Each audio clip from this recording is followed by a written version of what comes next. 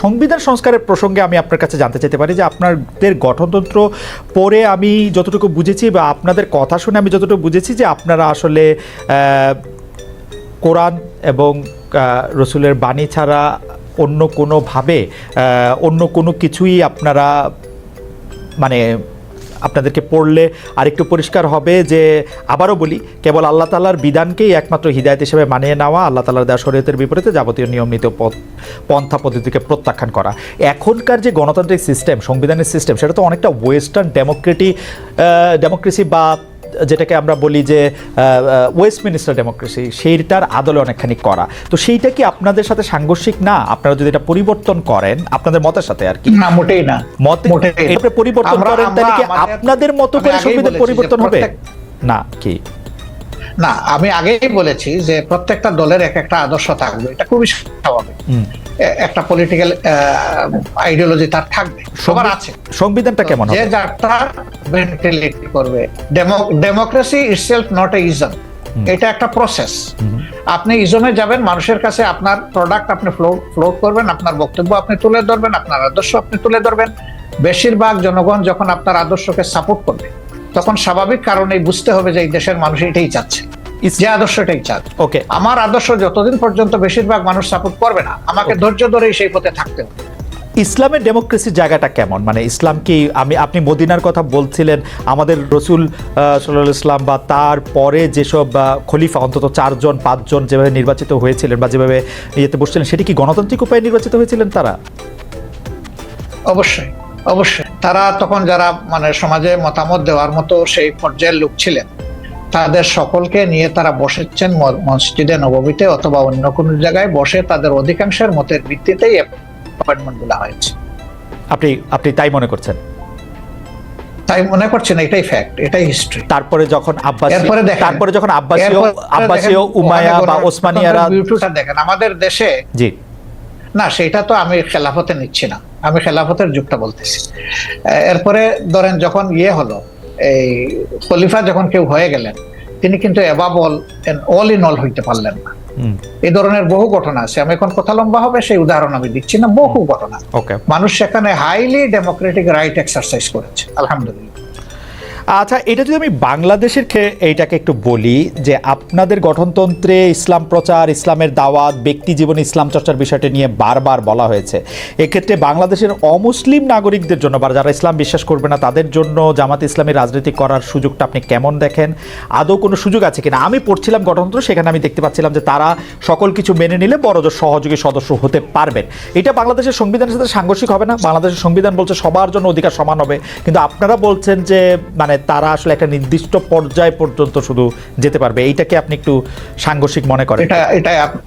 এটা আপনার একটা কোয়েশ্চেন, অবশ্যই গুরুত্বপূর্ণ প্রশ্ন। দেখেন, আমরা তো কাউকে ইম্পোজ করব না, আমাদের আদর্শটা গ্রহণ করতে এবং দলে আসতে আমরা ইম্পোজ করব না, কিন্তু দলের দরজা তাদের জন্য বন্ধ করা যাবে। আমরা দরজা খোলা রেখেছি। প্রয়োজনে গঠনতন্ত্র তো আল্লাহর কোরআন না, কোরআনের আলোকে রচিত। কোরআন পরিবর্তন করা যায় না, কিন্তু গঠনতন্ত্র পরিবর্তন করা যায়। আমাদের গঠনতন্ত্রের দেখেন যে 22-23তম সংস্করণ পর্যন্ত হয়তো আছে, আপনি পাবেন। রাইট।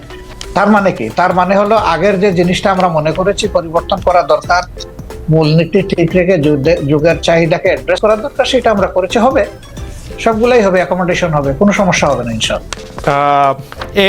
এই প্রসঙ্গে প্রশ্নটা করে ফেলি যে আমরা আপনাদের গঠনতন্ত্রে যেরকম পড়তে পারছি যে 33 2020 সালের মধ্যে নারী সদস্য সম্পৃক্ত হওয়ার কথা, সেটা হয়েছে কিনা? নারী নেতৃত্বের দিক বিবেচনা করলে নারীরা জামায়াতের কোন পদ পর্যন্ত যেতে পারবেন? এটি 1 নম্বর প্রশ্ন। 2 নম্বর প্রশ্ন হচ্ছে জামাতের গঠনতন্ত্রে একটা বড় পরিবর্তন এসেছিল কিন্তু আসলে নির্বাচন কমিশনের নির্দেশে। আপনারা তখন এটা খুব খুশি মনে পরিবর্তন করেছেন, সেটা না, কিন্তু এটা করেছেন। এই প্রসঙ্গে আপনি একটু কি বলবেন? দুটি প্রশ্ন। আসলে আমরা যেটাই করি আমরা ডেমোক্রেটিক ওয়েতে করি, আলাপ আলোচনা করেই করেছি, আমরা একমত হয়ে করেছি।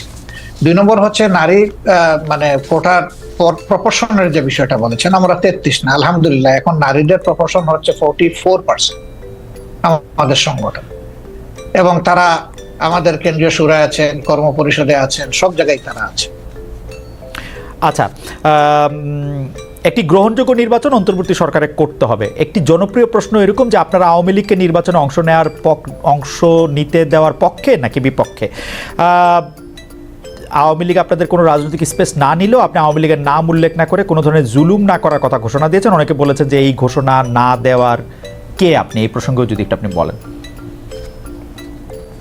না, এই ঘোষণা দেওয়ার কে প্রশ্ন করেছে?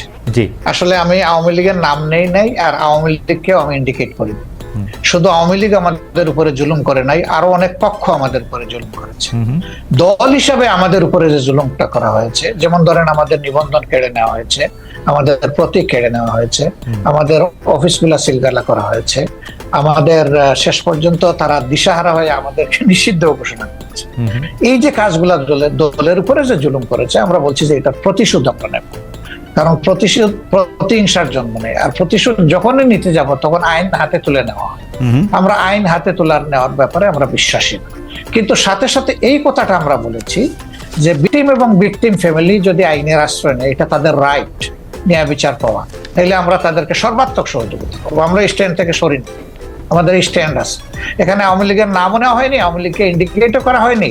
এটা ছিল একটা সামগ্রিক বক্তব্য।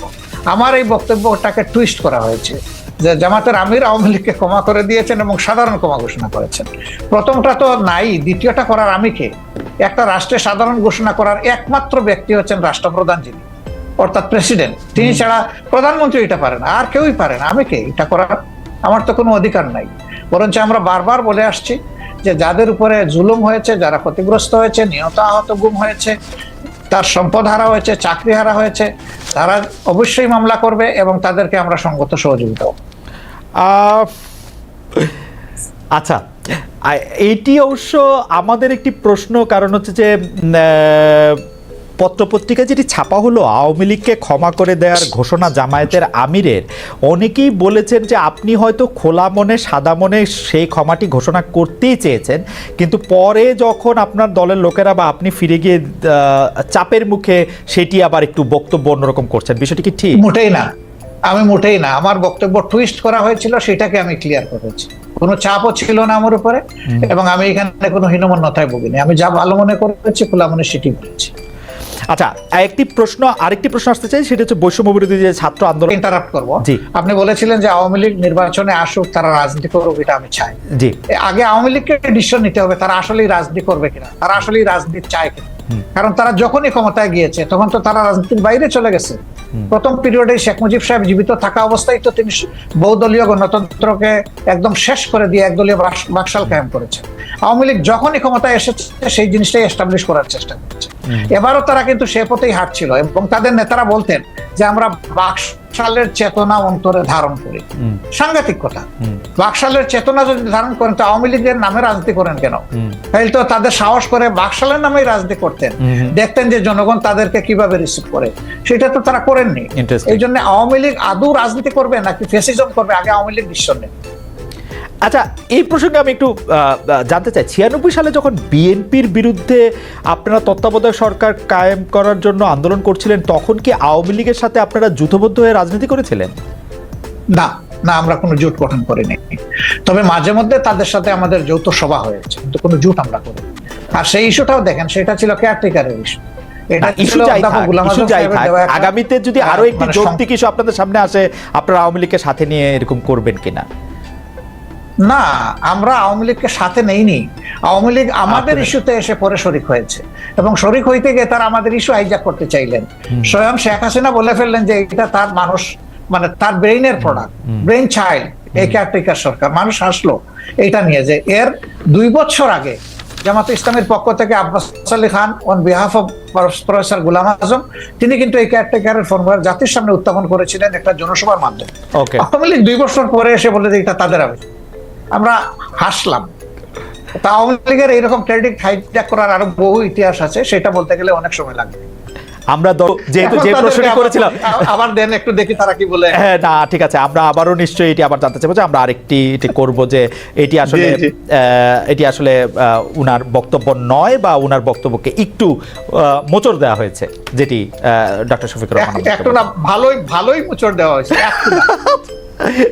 কিন্তু এটি সবাই দলবদ্ধভাবে এই মোচড়টি কেন দিতে পারলো বলে আপনার মনে হয় ডক্টর শফিকুর রহমান?